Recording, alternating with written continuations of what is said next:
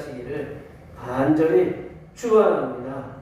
2022년 11월 13일 성령 강림절 후 23번째 주일 주일날 예배를 다 같이 드리시겠습니다. 묵도하시겠습니다.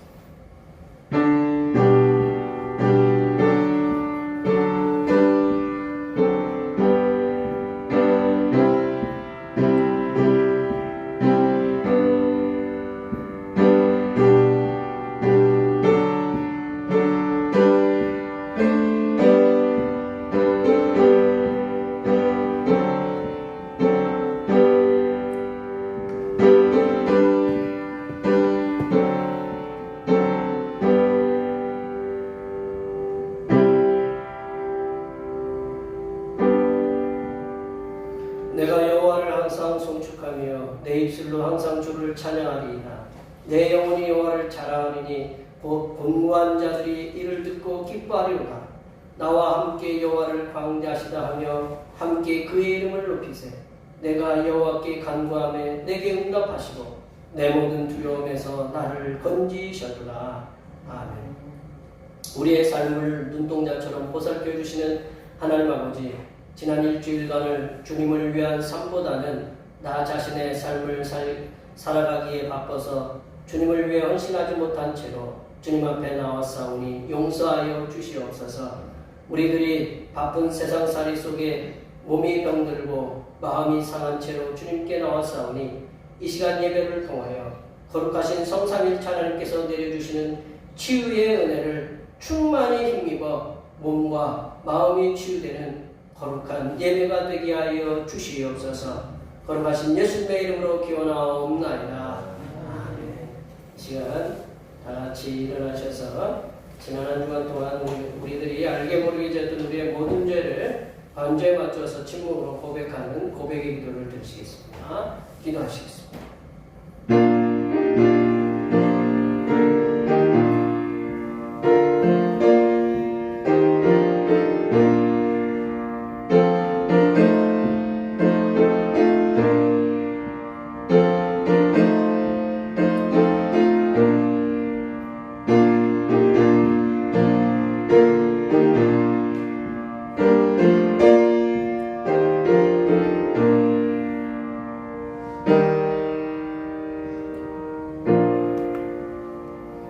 우리 하나님께서는 진심으로 죄를 고백하는 사람들에게 그 죄를 용서하기로 약속하셨습니다.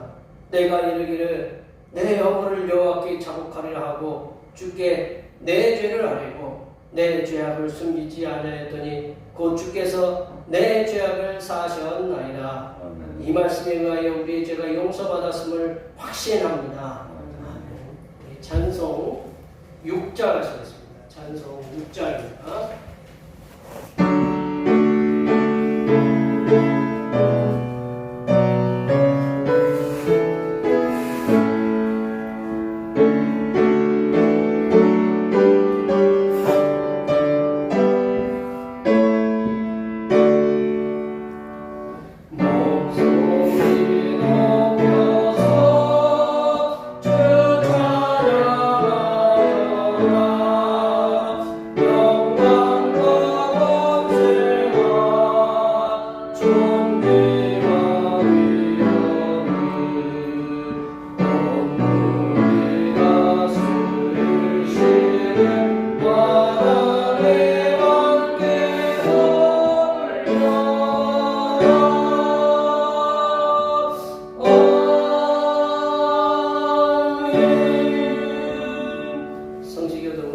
요동문 74번 요동문 74번 마태복음 5장입니다.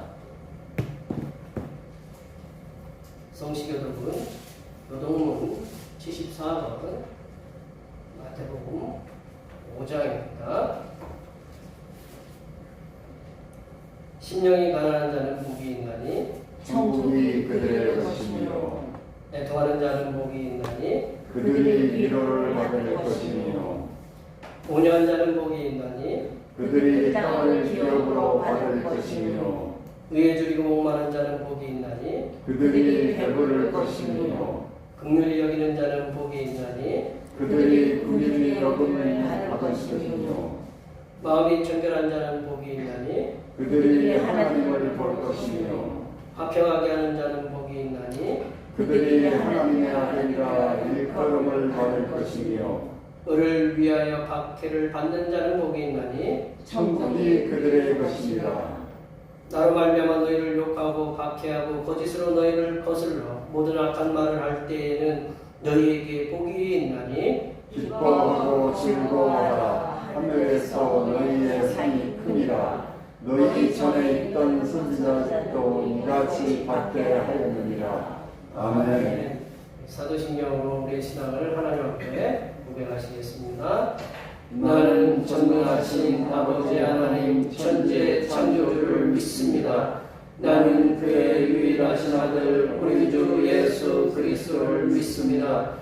그는 성령으로 잉태되어 동정녀 마리아에게서 나시고 본디오 빌라도에게 고난을 받아 십자가에 못 박혀 죽으시고 장사된 지 사흘 만에 죽은 자 가운데서 다시 살아나셨으며 하늘에 오르시어 전능하신 아버지 하나님 우편에 앉아 계시다가 거기로부터 살아있는 자와 죽은 자를 심판하러 오십니다.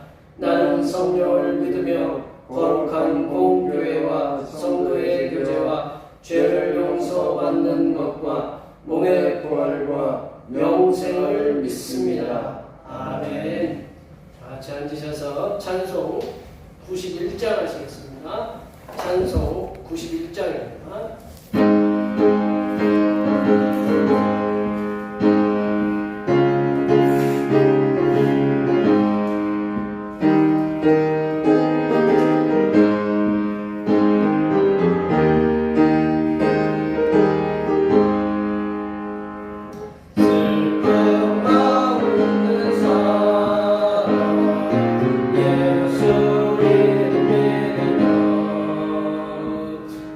영원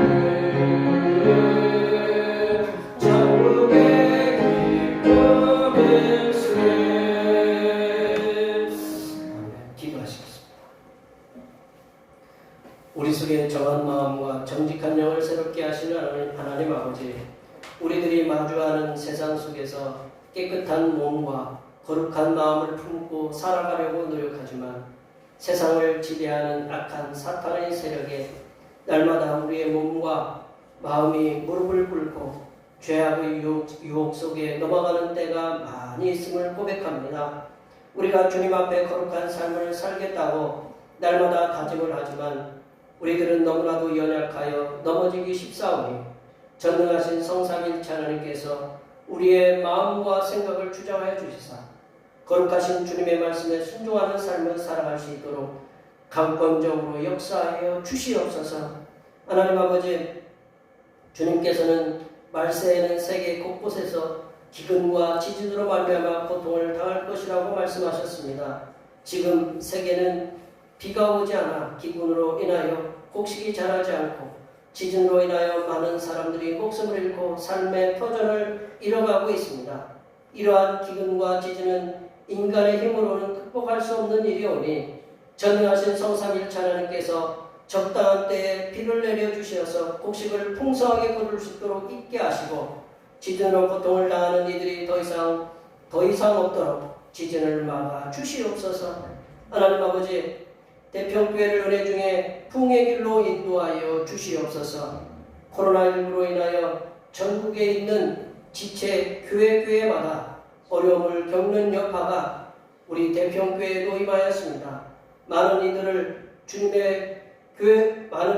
주님의 교회를 다시 찾지 못하고 있사오니 코로나19가 종식되어서 주님의 교회들이 다시 부흥하게 하여 주시고 대평교회도 부흥의 길로 인도하시다. 작지만 예배의 거룩함이 넘치는 교회, 선교를 잘하고 풍성하게 하는 교회가 되도록 부흥시켜 주시옵소서. 하나님 아버지, 이 시간 거룩하신 하나님의 말씀을 듣겠습니다. 내려주시는 말씀을 통하여 우리 심령에 하나님의 은혜와 하나님의 지혜가 충만하게 채워지게 하여 주시옵소서.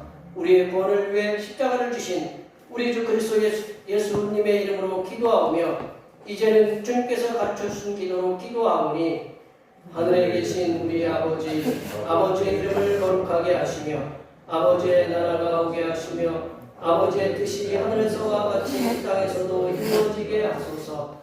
오늘 우리에게 일용할 양식을 주시고 우리가 우리에게 잘못한 사람을 용서하여 준 것 같이 우리 죄를 용서하여 주시고 우리를 시험에 빠지지 않게 하시고 악에서 구하소서. 나라와 권능과 영광이 영원히 아버지의 것입니다. 아멘.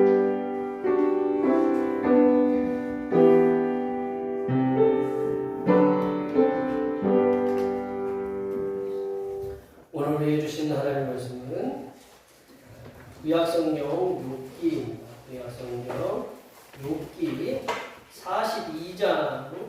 42장 1절과 6절 그리고 10절과 17절 말씀 두 군데를 보시겠습니다. 구약성경 804쪽에 있습니다.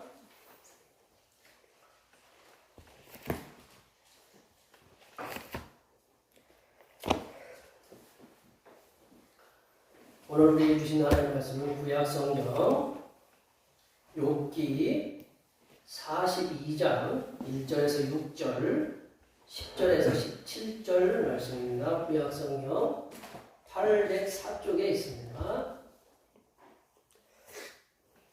한 절씩 먼저 1절부터 6절까지 교독하시고 10절부터 17절까지 다시 교독하시겠습니다. 욥이 여호와께 대답하여 이르되 주께서는 못하실 일이 없사오며 무슨 계획이든지 못 이루실 것이 없느니라오니 무자만 위치를 가리는 자가 누구니까 나는 깨닫지도 못한 일을 말하였고 스스로 알 수도 없고 헤아리기도 어려운 일을 말하였나이다. 내가 말하겠사오니 주는 들으시고 내가 주께 묻겠사오니 주여 내게 알게 하옵소서. 내가 주께 대하여 귀로 듣기만 하였사오나 이제는 눈으로 주를 배웠나이다. 그러므로 내가 스스로 거둬들이고 티끌과 제 가운데에서 회개하나이다. 10절에서 17절 말씀 봅니다. 욥이 그의 친구들을 위하여 기도할 때에 여호와께서 욥의 곤경을 돌이키시고 여호와께서 욥에게 이전 모든 수요보다 갑절이나 주신지라. 이에 그의 모든 형제와 자매와 이전 갈등들이 다 나와서 그의 집에서 그와 함께 음식을 먹고 여호와께서 그에게 내리신 모든 재앙에 관하여 그를 위하여 슬퍼하며 위로하고 각각 페시타 하나씩과 금고리 하나씩을 주었더라.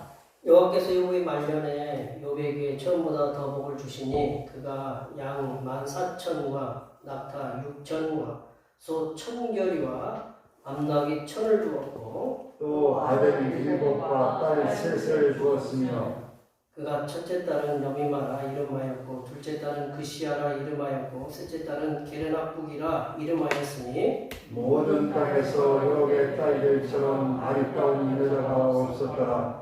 그들의 아버지가 그들에게 그들의 오라비들처럼 기업을 주었더라. 그 후에 욥이 140년을 살며 아들과 손자 4대를 보았고 욥이 늙어 나이가 차서 죽었더라. 아멘. 네, 오늘은 성령 강림절로 23번째 주일입니다. 하루하루의 삶이 평안하고 복된 삶이 되도록 이끌어주시는 성사명 찬양 항상 감사하시기 바랍니다. 매주일 찬양 예배는 권사님들의 도움의 손길 오후 1시에 예배를 드립니다. 다음 주는 추수감사 주일입니다. 감사하시기 바랍니다. 성찬 성례식이 있습니다. 우리 코로나19 바이러스 확산 방지를 위해서는 힘써주셔서 감사드리고 마스크를 속히 벗는 날이 올 수 있도록 위해서 기도해 주시면 감사하겠습니다. 우리 중보기도 주님께서 주신 선교의 사명 성실하게 감당하는 우리 대평교회가 되도록 위해서 기도해 주시고 오늘 날 예배 후에는 점심 식사가 있습니다. 함께 참석해 주셔서 즐거운 식탁의 교제를 나눠주시기 바랍니다. 지금 어제도 비가 많이 왔고 내일부터 아마 추워지리라고 이렇게 하고 있는데 건강들 조심하시고요. 우리 가정에서나 직장에서나 그리고 사업터에서나 하나님께서 늘 우리를 돌보시고 우리의 육신도 강건하게 하시고 우리 자녀들도 형통케 되는 그런 은혜들이 일어나도 이 한 주간도 주님께서 붙잡아 주시고 평안으로 인도하여 주시옵소서. 앞에 옆에 뒤에 계신 분들 많이 많이 축복해 주시기 바랍니다. 축복합니다.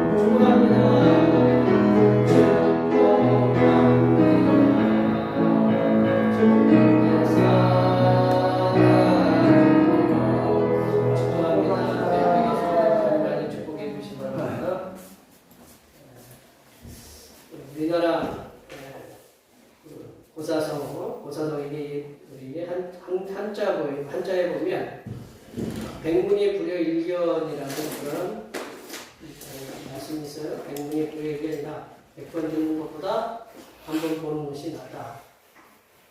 옛날에 오래전 얘기죠. 오래전 얘기 서울에 무슨 뭐 빌딩이 많다. 근데 뭐 우리 안 가볼 때가 있잖아요. 안 가봤는데 어떤 분이 서울역에 딱 내려가지고 서울역 앞에 보면 빌딩 큰 거 하나 있잖아요. 대우 빌딩인가요, 집사님? 네? 서울역 앞에가 대우 빌딩인가요, 그게요? 그래서 대우 빌딩이죠. 어떤 오래전 얘기죠. 그러니까 뭐 오래전에 어떤 분이 그랬더니 서울역에 딱 내려가지고 딱 그래서 저거를 빌딩을 딱 쳐다봤더니 와 그때 그렇게 높은 빌딩이 없었으니까 그러니까 그 옆에 지나가는 사람이 당신 몇 층까지 봤냐고, 몇 층까지 봤냐고, 본 거 빨리 돈 내놓으라고, 별로 묻지를 않으시네. 이 백문이 불여일견이다라는 거, 이렇게 듣는 것보다, 뭐가 있다라는 거 듣는 거, 100번 듣는 것보다 한 번 가서 보는 것이 실제적으로 사실 확인에 정확하게 도움이 된다라는 거죠. 듣는 것으로만으로는 어떤 사실을 확인하기 어렵다. 그래서 보는 것은 사실을 확인하고 확신할 수 있다는 말이죠. 그래서 우리가 증인 세울 때 본 사람을 갖다가 증인으로 세우잖아요. 저 사건에 대해서 목격했느냐? 그거에 대해서 증인으로 이렇게 세운다는 거죠. 이게 백문이 불여일견이다라는 것을 성경에 찾아보면 가장 정확한 예가 솔로몬 왕에 대한 지혜의 소문을 들었던 한 여왕이 있어요. 그래서 그 여왕이 스바 여왕인데 직접 솔로몬을 찾아와서 솔로몬을 만나고 나서 솔로몬을 대하고 나서 그 고백한 고백의 말이 열왕기상 10장 6절에서 7절 말씀이 있어요. 한번 말씀을 다 같이 한번 읽어볼까요? 왕께 대하되 내가 내 나라에서 당신의 행위와 당신의 지혜에 대하여 들은 소문이 사실이구나. 내가 그 말을 믿지 아니하였더니 이제 와서 친히 본즉 내게 말한 것은 절반도 못되니 당신의 지혜와 복이 내가 들은 소문보다 많았다. 그 당시에 지금 한 3,000년 전인데요. 3,000년 그 당시에는 무슨 뭐 핸드폰이 있었겠어요. 무슨 전달하는 게 사람이 걸어 그 수천 킬로에 떨어져 있는 그 스바라는 나라에 그 소식을 전하려면 그때는 이제 그 낙타나 뭐를 타고 왔다 갔다 이렇게 상업하는 그런 사람들이 전해주는 얘기를 들었을 거예요. 근데 소문만 들은 거예요. 이게 소문이 자꾸 궁금증을 낳잖아요. 그러니까 이 스바 여왕이 그러면 내가 직접 가서 봐야 되겠다. 그래서 여왕이 친히 많은 돈을 갖고, 그러니까 돈이라는 건 금 갖고 오겠죠. 많은 돈을 갖고 그 왕을 만나러 친히 먼 길을 수천 킬로를 걸어서 왔다라는 거죠. 그래서 왔는데 사실을 확인해 보니 당신을 직접 보고 얘기도 나눠보고 이렇게 확인해 보니 정말로 내가 듣던 것보다 절반도 못 된다라는 거. 이게 확인된 거죠.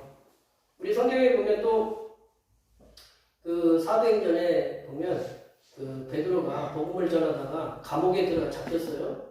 들어가다가 천사의 도움을 받아서 풀려났어요. 천사의 도움을 받아서 풀려났는데 이제 풀려나서 이제 우리 성도들이 모였던 기도처에 가서 문을 막 두드리니까 딸아이가 로데라는 딸아이가 이제 그 소리를 듣고 목소리 들었잖아요. 문 열어라라고 하니까 그러니까 베드로인 줄 알았어요. 그러니까 막 집 가가지고 이제 엄마 아빠한테 우리 기도하신 분들한테 모여가지고 베드로가 왔어요라고 하니까 너 미쳤구나. 너 미쳤어. 베드로는 지금 감옥에 들어가 있어서 그게 나올 수 없는데 왜 내가 들었다라는 거죠. 그러니까 이제 베드로가 밖에서 막 문을 두드리니까 그때 가가지고 문을 딱 열고 보고 깜짝 놀란 거죠. 사실을 확인하는 거죠. 눈으로 보는 것은 사실 확인을 정확하게 할 수 있는 거죠. 사실 확인에 있어서 가장 정확한 방법은 눈으로 보는 거다. 듣는 것만으로 사실에 대해서 확인할 수 있는 가능성은 현저하게 낮다는 거죠. 오늘 본문을 통해서 보면 하나님께서 고난 중에 있던 요백에 나타나셨어요. 고난 중에 있던 요백에 나타나셨을 때에 욥은 하나님을 보았다고 고백했다. 하나님을 보았다고 고백했어요. 오늘 5절 말씀을 볼까요? 5절 말씀 같이 한번 읽어보겠습니다. 내가 주께 대하여 귀로 듣기만 하였사오나 이제는 눈으로 주를 배움나이다. 욥이 하나님을 눈으로 보았다. 그 의미가 뭘까요? 하나님을 눈으로 보았다고 했을 때 욥이 어떤 형상을 가지신 하나님을 본 것이다 라고 생각해서는 안 된다. 하나님께서는 인간의 눈으로 보여지는 존재가 아니시다.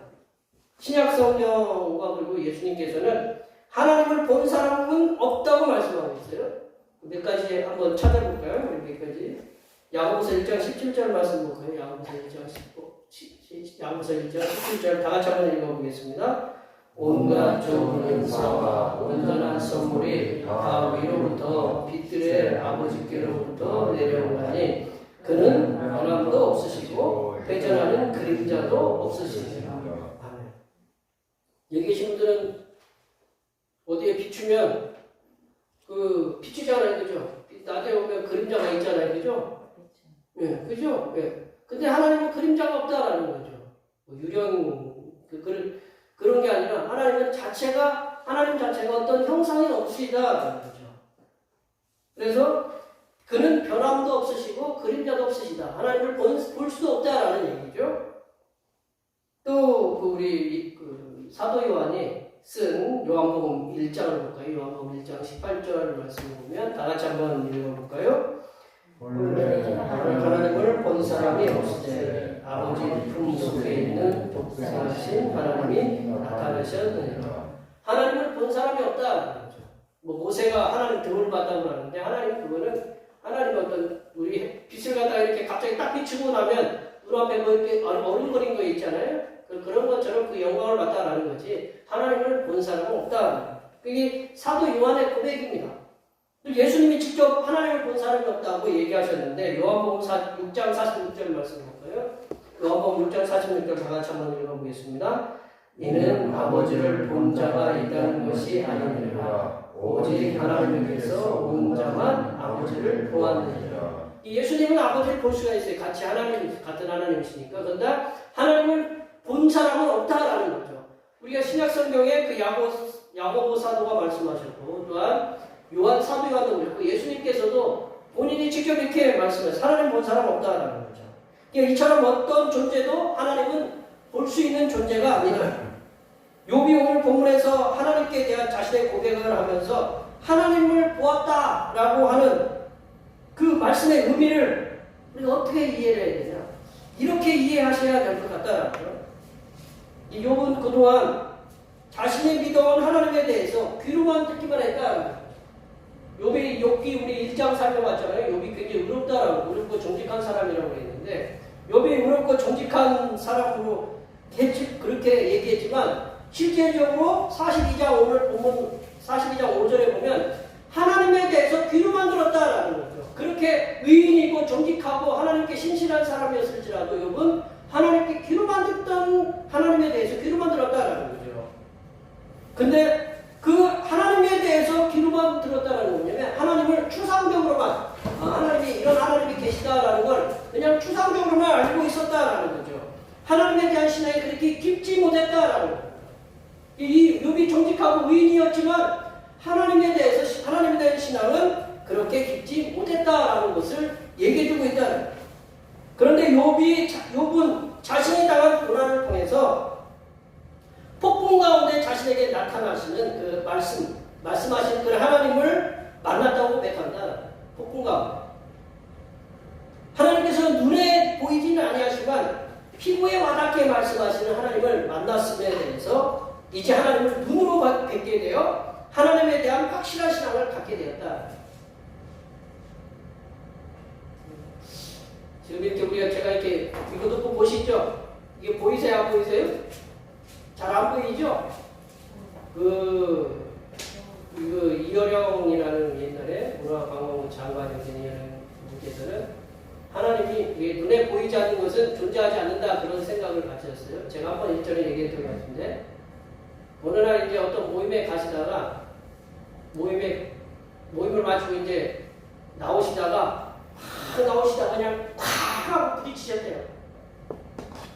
그러니까 자기도 깜짝 놀란 거예요. 그러니까 어디 멍이 들으셨겠죠?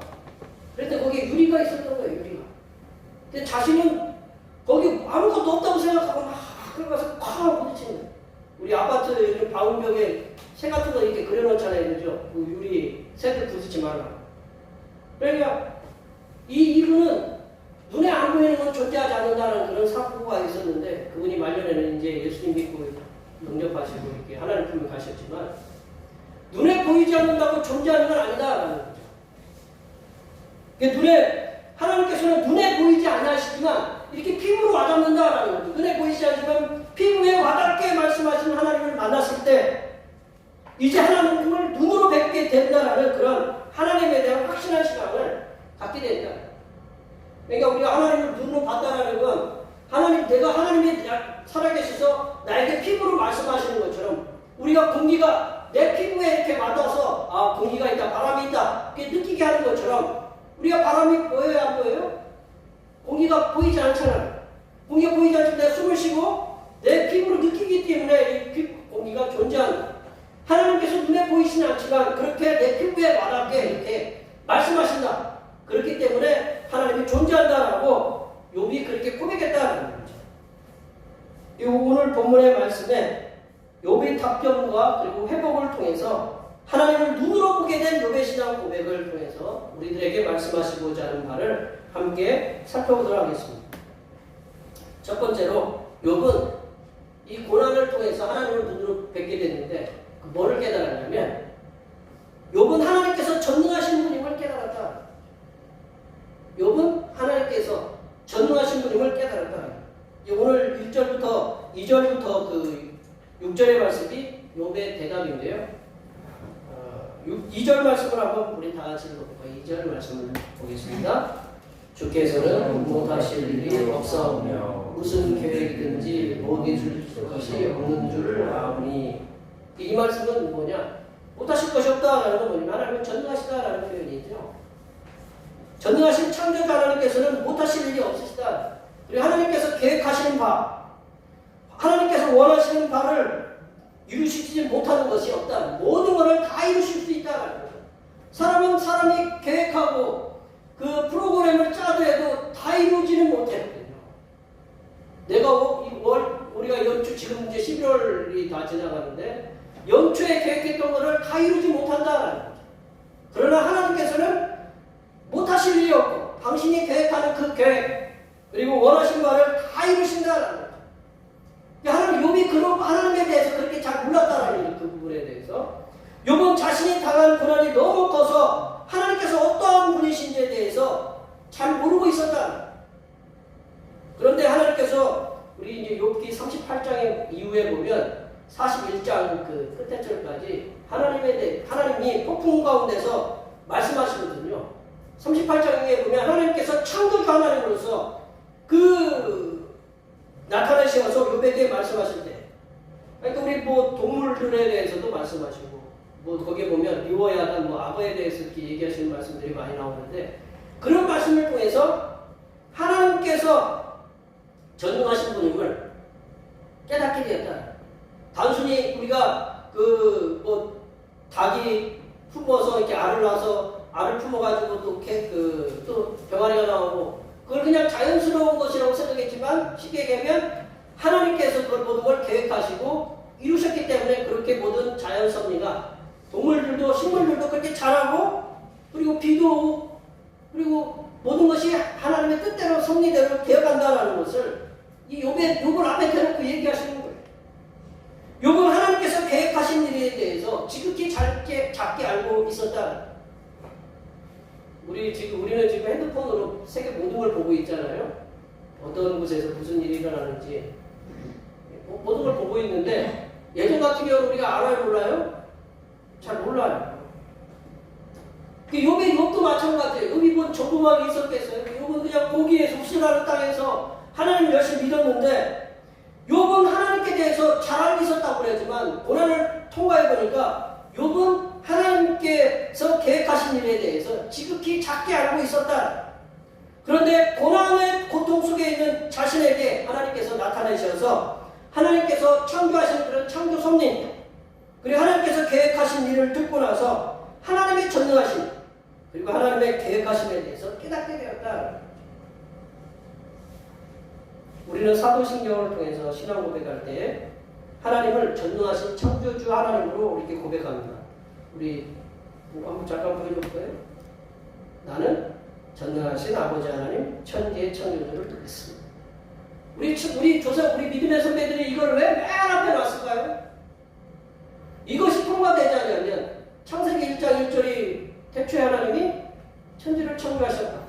그게 통과되지 않으면 예수님에 대해서도 풀리지 않고 장차 예수님이 오신다는 것에 대해서 풀리지 않아요. 하나님이 전능하신 분 창조주 하나님을 고백할 때 그것이 예수님의 재림, 예수님의 초림을 통해서 우리가 구속을 받았고 다시 예수님의 재림을 통해서 우리가 천국으로 하나님 나라를 이끌어가고 또 완성의 그 모습이 다 풀린다라는 거죠. 그래서 우리는 나는 전능하신 아버지 하나님 천지의 창조주를 믿는다라고 이렇게 고백해요. 우리가 하나님을 눈으로 본다는 사실은 하나님의 형상을 보았다는 것이 아니라 전능하시고 천지를 창조하신 하나님께서 고난 중에 있는 우리 심령에 임재하신다. 고난 중에 있는 우리 심령에 임재하셔서 하나님의 말씀으로 우리의 심령을 강하게 때리신다. 우리 말씀을 강하게 우리 심령에 말씀으로 하나님 강하게 쾅 하고 이렇게 때리신다. 그러면 충격을 받게 된다라는 거죠. 그래서 하나님께서 살아계심을 피부로 느끼게 하신다. 엠마오 도상에서 부활하신 주님께서 글로바와 그 다른 제자에게 나타나셔서 말씀하실 때 그 제자들이 고백하기는 그 예수님께서 말씀하실 때 뜨거움을 받았다라고 하잖아요. 뜨거움. 그런 역사가 임할 때 우리는 하나님께서 살아계심을 눈으로 보게 된다라는 거죠. 누가복음 24장 32절 말씀 없어요? 예. 그들이 서로 말하되 길에서 우리에게 말씀하실 때에 우리에게 성경을 풀어주실 때에 우리 속에서 마음이 뜨겁지 아니하느냐.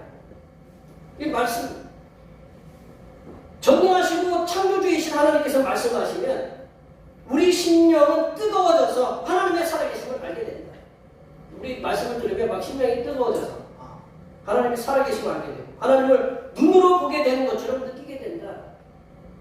우리는 살아계셔서 역사하시는 전능하신 창조주 하나님을 눈으로 볼 수 있도록 하나님의 말씀을 읽고 듣고 그리고 묵상하는 삶을 통해서 하나님을 날마다 눈으로 뵙는 것과 같은 그런 역사가 날마다 우리 심령에게 일어나시기를 간절히 축원합니다. 두 번째로 욥은 고난 중에 하나님께 대하여 깨닫지 못한 상태에서 한 악한 말을 회개했다. 이 말씀은 뭐냐면 하나님 고난 중에 하나님께 대해서 하나님을 제대로 깨닫지 못하고 하나님에 대해서 거친 말을 한 거에 대해서 나쁜 말을 한 거에 대해서 회개했다는 거죠. 우리 3절 말씀 볼까요? 3절 말씀 다 같이 읽어보겠습니다. 무지한 말로 이치를 가리는 자가 누구니까 나는 깨닫지도 못한 일을 말하였고 스스로 알 수 없고 헤아리기 어려운 일을 말하였느니라. 욥이 당한 고난이 얼마나 큰가. 자녀 10명을 보냈어요. 자녀 10명. 피부에 안 와닿잖아요. 그죠? 우리에게. 자녀 10명을 한 날에 다 같이 잃었다. 그게 피부로 우리 일단 그것도 안 와닿는 거예요. 그러니까 잘 몰라요. 여기 얼마나 큰 고난을 당했는지. 뭐 재산 잃는 거는 둘째치고 재산 잃고 자기 몸에 악청이 난 거는 둘째치고 욥이 한 날에 자녀를 10명을 다 잃었다는 거죠. 욥은 하나님께로부터 받은 고난이 너무나 컸어요. 그래서 하나님에 대해서 제대로 깨닫지 못했어요. 그런 상태에서 하나님께서 함부로 평가하는 악한 말, 그 말에 대해서 회개했대요. 우리가 정신이 없잖아요. 우리가 정신줄 놓으면 그렇잖아요. 우리 차를 몰고 가도 딴 생각하고 엄마가 뭐하고 있을까 이렇게 딴 생각하고 내가 가스불을 끄나 안 껐나 이렇게 딴 생각하면 앞에 차가 이렇게 가도 속도감을 몰라요. 잘 몰라요. 그래서 갑자기 브레이크를 팍 밟게 되는 그런 경우가 있어요. 그게 뭐냐면 우리가 뭔가 이렇게 다른 데 집중하고 있으면 정신이 제대로 집중하지 못한다라는 거죠. 한쪽으로. 그래서 이 욥이 고난이 하도 크니까 하나님께 대해서 하나님을 제대로 깨닫지 못했다.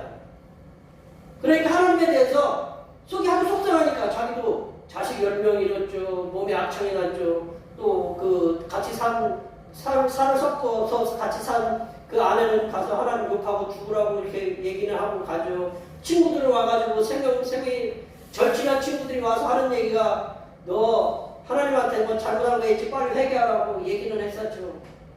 그 내용이요. 욥기 28장, 욥기 30장까지 그 얘기예요. 너 회개해라. 나 잘못한 거 없다. 욥의 답변은 나는 잘못한 거 없다. 너 잘못한 거 있다. 회개해라. 여기 한번 보세요. 권사님들 잘못한 거 없는데 자꾸 옆에서 잘못하고 있으니까 회개라 하면 권사님들 스트레스 받을까요? 안 받을까요?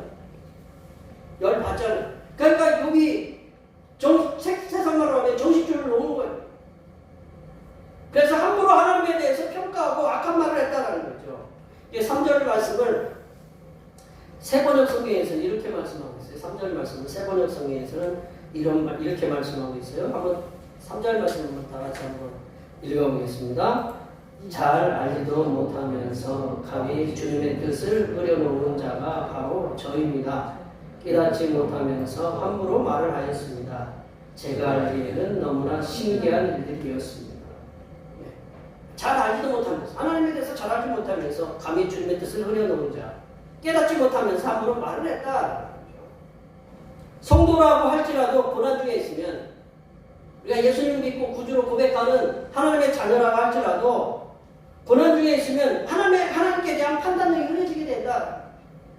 그리고 하나님께 대한 원망과 불평이 앞서기에 하나님을 제대로 볼 수 없게 된다. 그러한 상태에서 하나님을 평가하게 되면 세상에서 막 하는 말처럼, 막말이죠. 막 하는 말처럼 하나님께 대해서 아무렇게나 말을 할 수 있게 된다. 욥도 너무나 고난이 심하게 되니까 그렇잖아요. 우리가 너무 고난이 심하면 아프면요 다 귀찮잖아요. 우리 권사님들 안 그러세요? 다쳐가지고 손가락 아프고 저기 하면 자식도 눈에 안 보이고 다 안 보여요. 내 몸이 귀찮아 죽겠고. 그러니까 이게 정신이 흐려질 수밖에 없어요. 그래서 욥이 그런 그 고난 속에 너무 심하니까 그 하나님께 대해서 거친 말을 그렇게 쏟아놓았는데 6장 4절 말씀 한번 볼까요? 6장 4절 말씀 다 같이 한번 읽어보겠습니다. 전능자의 화살이 내게 박힘에 나의 영이 그 독을 마셨나니 하나님의 두려움이 나를 엄습하여 치는구나. 전능자가 누구예요? 하나님이시죠. 하나님께서 화살을 갖다가 내게 쏘셨다. 나를 관역으로 삼으시고 화살을 쏘셨다는 거죠. 화살을 쏘셔서 내 가슴에 박혔다는 거죠. 박혀서 그 독이 내 몸에 퍼진다. 그래서 하나님께 대한 두려움이 있다라는 거죠. 여보세요. 하나님이 나를 갖다가 믿음 좋은 사람 고백한 이게 믿은 사람 좋은 고백일까요? 정직하고 의인이라는 사람 욥이 이런 고백을 할 수 있을까요? 너무 거친 말을 하고 있잖아요. 또 한 군데 찾아보면요. 욥기 7장 20절 말씀 볼까요? 욥기 7장 20절 말씀 다 같이 한번 읽어보겠습니다. 사람을 감찰하시는 이여 내가 범죄하였던들 주께 무슨 해가 되오리까? 어찌하여 나를 당신의 관역으로 삼으셔서 내게 무거운 짐이 되게 하셨느냐? 나한테 이렇게 화를 갖다 쏘신다라는 거죠. 관역 삼으셔서. 내가 좀 범죄를 했더라도 하나님 내가 하나님 당신께서 무슨 해가 됩니까? 라는 그런 고백이 그렇잖아요. 내가 무슨 좀 잘못해도 하나님은 아무 영향 안 받잖아요. 욥은 고난 중에 하나님께 대해서 이렇게 악한 말을 이렇게 악하게 내뱉었던 말들을 회개한다. 내가 거친 말을 해서 하나님께 함부로 얘기했으니까 하나님 용서해 주십시오라고 그런 회개를 한다. 하나님에 대한 직접적인 경험을 통해서 눈으로 보는 것처럼 하나님을 만난 사람. 우리가 하나님의 말씀을 듣고 우리가 하나님 말씀 들으면 뭐가 되게 되면 회개가 일어나잖아요. 하나님 말씀 들으면 쾅쾅 부딪히니까. 그러니까 회개가 일어나면 하나님 우리가 죄인입니다라고 회개하잖아요. 나는 죄인으로서이다라고 고백했던 그 세리처럼 하나님을 보는 것처럼 만난 사람은 하나님께 대해서 불평하고 잘못했던 것에 대해서 회개한다. 그 대표적인 인물이 이방인 전도자 사도 바울이다. 사도 바울은 예수님을 만난 후에 자기가 예수님 만나기 전에 다메섹 도상에서 예수님을 만나기 전에 악한 일을 했던 믿는 사람을 갖다가 죽이는데 그리고 감옥을 가두는데 그렇게 앞장섰던 스데반을 죽이는데 앞장섰던 그 자신의 그 악한 행위에 대해서 회개한다. 그렇죠? 우리 그 사도행전 22장 19절에서 20절 말씀을 다 같이 한번 읽어보겠습니다. 내가 말하기를 주님 내가 주를 믿는 사람들을 가두고 또 각 회당에서 때리고 또 주의 증인 스데반이 피를 흘릴 때에 내가 곁에 서서 찬송하고 그 죽이는 사람들의 옷을 지킨 줄 그들도 알아야 한다. 사도 바울은 자기가 예수님을 만나고 나서 이런 통해 하는 회개를 했다. 하나님께 잘못했던 거친 말들에 대해서 회개했다는 거죠. 우리들도 고난을 통해서 하나님을 뵙는 은혜를 받아요. 우리가 이제 하나님을 만나 뵙는 것 중에 고난이라는 그 과정을 이렇게 통과할 때 하나님을 더 가까이 뵐 수 있다. 우리 욥기를 보면서 이 고난을 통해서 하나님을 뵙는 은혜를 받았다면 우리들이 하나님께 대하여 불평과 불만을 토로했던 것들, 하나님에 대해서 우리가 불평했던 것들 많이 있잖아요. 하나님 나한테 왜 이러십니까? 네? 다른 사람은 잘 되고 형통하고 뭐 수술 잘 풀리는데 왜 나한테만 이러십니까? 이거 하나님 너무한 거 아닙니까? 여기 계신 분들은 그런 말 안 하신 분이 있습니다. 저는 그렇게 생각도 있습니다. 그런 말들이 우리 속에 있었다면 그런 것들을 회개하는 하나님을 만나서 하나님을 눈으로 보는 것처럼 하나님 만난 분들은 이렇게 자신이 하나님께 대해서 잘못했던 거짓말했던 것에 대해서 회개하는 그런 하나님의 자녀들이 되시기를 바랍니다.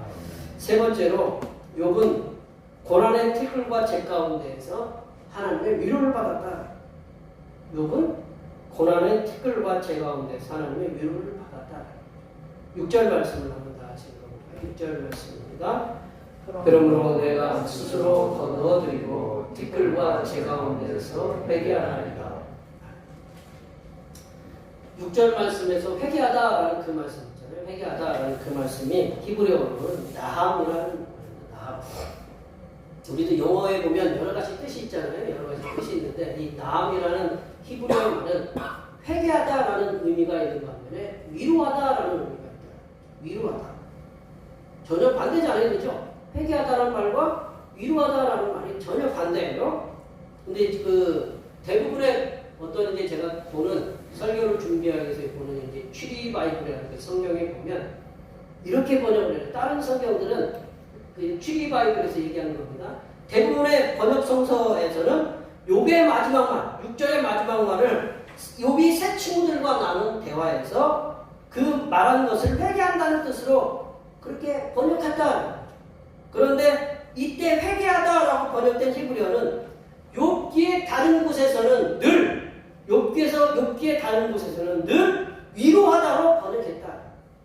같은 단어인데 다른 곳에 욥기의 다른 곳에서는 위로하다로 번역하고 꼭 6절에서 오늘 본문에서는 회개하다로 번역했다.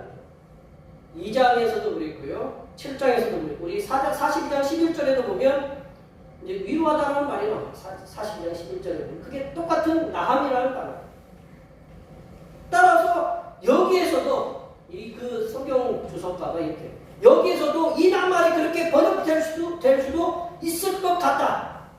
위로하다로 번역되는 것이 더 낫다라는 거죠. 저도 이 말에 동의를 합니다. 저도 이 말에 동의를 하는데 왜 위로를 받았다고 해석하는 게 더 낫느냐? 욥은 고난과 티끌의 재 가운데서 하나님의 위로를 어떻게 받았느냐? 이것은 뭐냐면 그는 더 이상 자신의 불행을 하나님의 징벌이나 고발로 이해할 필요가 없다는 거죠.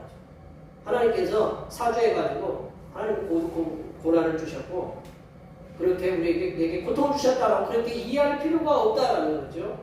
왜냐하면 욥이 티끌과 재 가운데 앉아서 하나님께 주시는 위로를 충만히 받았는데 그 위로의 증거가 뭐냐? 10절부터 17절까지의 말씀. 그리고 욥의 우리 답변과 오늘 제목이 회복이잖아요. 10절부터 17절 말씀 보면 하나님이 욥을 위로해줬다는 것을 충분히 볼 수 있다는 거죠. 우리 10절 눈으로 한번 보시기 바랍니다. 그 10절에 보면 10절에서는 하나님께서 욥의 건강을 회복시켜 주셨어요. 그리고 또한 요 모든 소유보다 갑절을 주셨다. 그 10절 한번 보실까요? 갑절을 주셨다. 11절에서는 또 뭐가 일어났냐면 형제 자매와의 관계를 회복하게 주셨다. 형제 자매의 관계 한번 틀어지면 회복하기 쉬워요, 어려워요?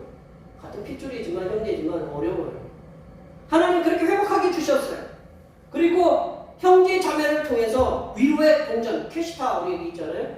이게 금이라는 동전인가요? 금인데 캐시타를 주셨고 금고리 하나씩을 이 욥의 위로를 위해서 주었다라는 형제들이. 더 나아가서 12절에서 욥이 말년에 받은 복, 처음에 받은 복, 거기에 보면 양이 몇 마리라고 그랬어요? 14,000마리라고 그랬죠. 그러면 욥이 그 1장에 보면 7,000마리예요, 양이. 그러면 지금 낙타가 거기에 몇 마리예요? 6,000이면 1장에는 3,000마리. 그 소가 몇 결이에요? 1,000결이에요? 그러면 1장에 보면 500결이에요. 암나귀는요? 1,000이죠? 1장에 보면 500결. 몇 배로 주셨어요? 갑절로 주시는 거죠. 2배로 주셨다. 그리고 하나님께서는 13절에서 누구를 주셨다고 했어요? 아들 7과 딸 3을 주셨다. 그 딸은 모든 땅에서 가장 아름다운 여미마 그시야 데렌하프 이렇게 3딸이 있죠. 그래서 가장 아름다운 그 딸들이 가장 아름다운 복을 주셨다는 거죠. 하나님은 고난 중에 있는 하나님의 자녀들에게 위로의 말씀을 주신다. 그리고 그 말씀과 함께 욥에게 내려주셨던 위로의 징표들을 보내주신다. 우리에게 고난을 통과했을 때 그 고난의 통과해서 위로의 말씀을 주시는 게 아니라 그 고난을 통해서 다시 회복하도록 어떤 위로의 징표들을 다시금 보내준다. 욥에게 하나님께 갑절의 복을 받았고 그리고 다시 잃었던 자녀들을 다시금 주셨다는 거죠. 오늘 아침에 이제 저희 집사람 애들한테 얘기하는데 니들 같은 애들을 내가 어디서 이렇게 뭐 쉽게 뭐 살 수 있느냐 뭐 이렇게 잠깐 여쭤볼게요. 권사님들. 자, 여기 하나님이 먼저 있는 자녀들 데려가시고 나머지 자녀 그 다음에 내가 자녀들을 2배로 좋은 자녀들을 주겠다. 그러면 어떻게 하나님이 데려가셔도 될까요? 안 될까요? 응? 여기 예쁜 딸이 있잖아요. 예쁜 딸인데 이보다 2배는 더 예쁜 딸을 내가 주겠다. 그러니까 내가 먼저 데려가겠다. 안 한다고 그랬죠. 그렇죠. 안 한다고 그러죠. 근데 지금 오늘 보면 하나님이 욥이 이 아들 7을 주고 딸 3을 주셨어요. 근데 보통 그렇잖아요. 우리 아기 때 우리가 자녀를 잃은 분들이 있잖아요. 그죠? 병이 들어서. 근데 그 자녀들이 잃어도 나중에 제일 장성하면 그 자녀들의 그 잃은 것 때문에 힘들잖아요. 늘 얘기하죠. 욥이 회복은 됐을 거예요. 아들 7을 줬고 딸 3을 다시금 주셨어요. 그 누구의 자기를 욕하고 죽은 아내하고 다시 다시 합해가지고 이게 이렇게 났는지는 제가 알 길이 없지만 나중에 욥한테 가서 여쭤봐야 되겠지만 욥은 마음의 상처가 그대로 남아 있었을 거라는 얘기예요. 그렇지만 그 마음의 상처를 갖다가 우리가 저도 이렇게 화상을 입었지만 화상의 그 상처는 아물지라도 흔적은 남잖아요. 욥도 마찬가지로 그런 상처의 흔적은 남았을 거예요. 그러나 하나님께서 그 위로를 통해서 그 상처들이 더 이상 커지지 않도록 욥을 갖다가 위로하시는 그런 징표를 주셨다는 그것이 바로 자녀들 셋 그리고 많은 재물들을 주셨다는 거죠. 사랑과 은혜 하나님께서는 우리들이 당하는 고난의 현장 속에 함께 내려오신다. 니들만 고난당해라 라고 그런 게 아니라 하나님께서는 고난의 현장에 함께 내려오셔서 우리들의 아픔과 동참하신다. 그리고 고난당하는 이들에게 말씀으로 위로를 주신다. 아까 말씀으로 위로 주셨잖아요. 시편 119편 50절 말씀 한번 보고요. 50절 말씀 한번 다 같이 읽어보겠습니다. 이 말씀은 나의 고난 중에 위로라. 주의 말씀이 나를 살리셨기 때문입니다. 말씀이 하나님께서 우리에게 말씀으로 위로를 하신다. 그리고 또한 징표를 통해서도 우리에게 어떤 회복을 주셨어요. 물질의 회복, 어떤 자녀의 회복, 그런 회복을 통해서 하나님께서 우리에게 다시금 큰 위로를 우리에게 주신다. 고난 중에 주시는 그런 위로의 말씀, 그리고 고난 중에 주시는 그런 경제적인 것, 그리고 관계 회복, 그런 회복을 통해서 하나님을 뵙는 그런 은혜를 받으시기를 축원합니다. 말씀을 정리해 보면요, 욥은 고난을 통해서 하나님을 눈으로 뵙게 되는 그런 은혜를 누렸습니다. 그리고 하나님께 주시는 회복을 받게 되었습니다. 욥은 하나님을 눈으로 뵌 것을 통해서 하나님께서 전능하신 분임을 깨달았다.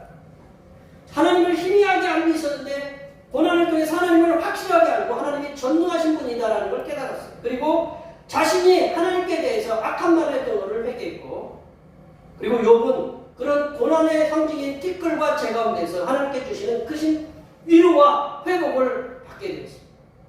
여기에 모여 예배하시는 모든 하나님의 백성들께서는 고난은 우리들에게 큰 고통을 주기도 하지만, 고난은 우리들에게 큰 고통을 주기도 하지만 하나님을 눈으로 뵐 수 있는 그런 통로가 됨을 믿으시기 바랍니다. 고난을 통해서 하나님의 전능하심을 깨달으시고, 그리고 고난 중에 하나님께 악한 말을 했던 것도 그런 것도 회개하시고, 고난 중에 있는 우리들에게 주신 하나님의 크신 위로 또한 회복을 받으시면서 이 땅에서 복된 삶을 살아가시는 하나님의 자녀들이 되시기를 간절히 축원합니다. 기도하시겠습니다.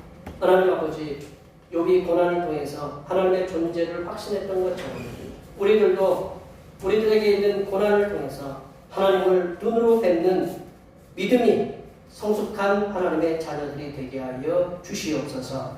거룩하신 예수님의 이름으로 기도하옵나이다. 아멘. 오늘 우리에게 주신 하나님의 말씀을 생각하시면서 찬송 337장 하시겠습니다. 찬송하시면서 준비하신 예물 하나님 앞에 드리시겠습니다.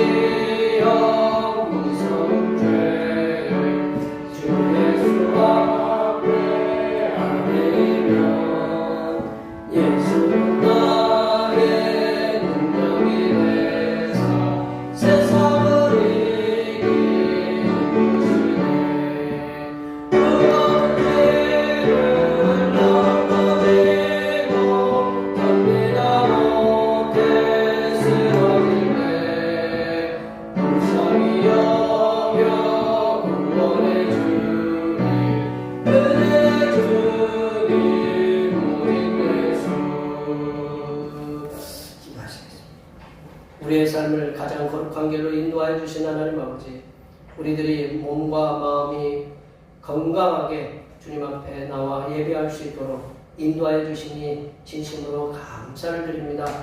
한 주간을 살면서 우리들의 삶에 부족함이 없도록 물질도 채워주시고 평안한 삶을 살아갈 수 있도록 인도해 주신 은혜에 감사하여 예물을 드리오니 기쁘게 분명하여 주시옵소서.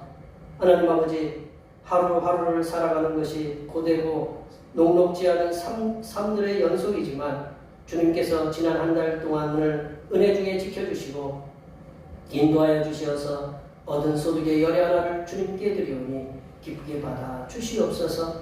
우리들이 바친 이 예물을 통하여 주님께서 말씀에 약속하신 대로 들어와도 복을 받고 나가도 은혜를 누리는 역사가 일어나도록 물질을 충만하게 채워 주시옵소서. 하나님 아버지, 지난 한 주간도 은혜 중에 인도하여 주신 사랑하심에 감사하여 감사 예물을 드립니다. 범사에 감사라는 말씀에 순종하여 감사 예물을 드립니다. 이렇게 여러 가지 모양을 담아 감사 예물을 드렸사오니 우리들이 살아가는 삶의 모든 현장에서 항상 감사가 넘쳐나게 하옵시고 풍성하게 주시는 물질을 통하여 세상에 선한 영향력을 나타내며 살아가는 하나님의 자녀들이 되게 하여 주시옵소서.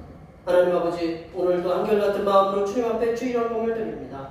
이 한 주간도 주님께서 선하게 베풀어 주시는 사랑하심과 은총의 역사 가운데 복된 길로 인도하여 주시옵소서. 이 땅의 영혼 구원을 위해서 선경금을 드립니다. 대평교회의 영혼을 구원으로 인도하는 역사가 이 지역을 넘어 세계로 확장되는 은혜가 있게 하시고 바친 손길들의 삶이 더 풍성하게 선교하는 은혜가 임하도록 물질의 복을 충만하게 부어 주시옵소서. 하나님 아버지, 주님의 몸된 교회를 위하여 헌신하고 봉사하는 손길들의 수고를 기억하여 주시사 하늘로부터 내려주신 은혜가 충만하게 임하게 도와 주시옵소서. 차량봉사와 주방봉사와 헌금위원으로, 재정위원으로, 안내위원으로, 교회 청소로, 그 외에 알지 못하는 곳에 남모르게 수고하는 여러 손길들 위해 하나님께서 보여주시는 새로운 비전들을 보게 하시고 이 땅에서 바라고 소원하는 모든 기도의 제목들이 다 응답받는 역사가 일어나게 하여 주시옵소서. 거룩하신 예수님의 이름으로 기도하옵나이다. 아멘.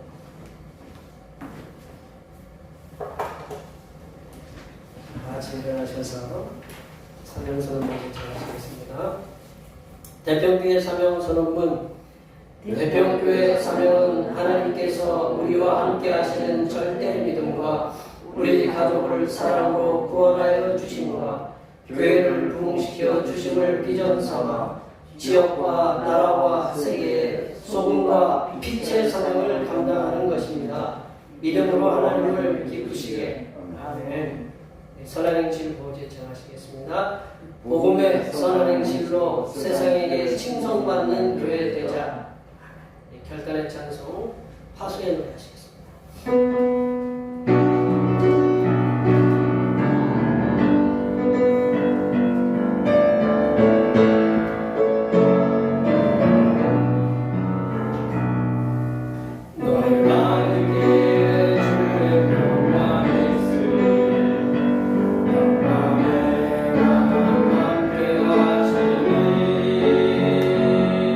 너의 걸음 걸음 주님 도와주니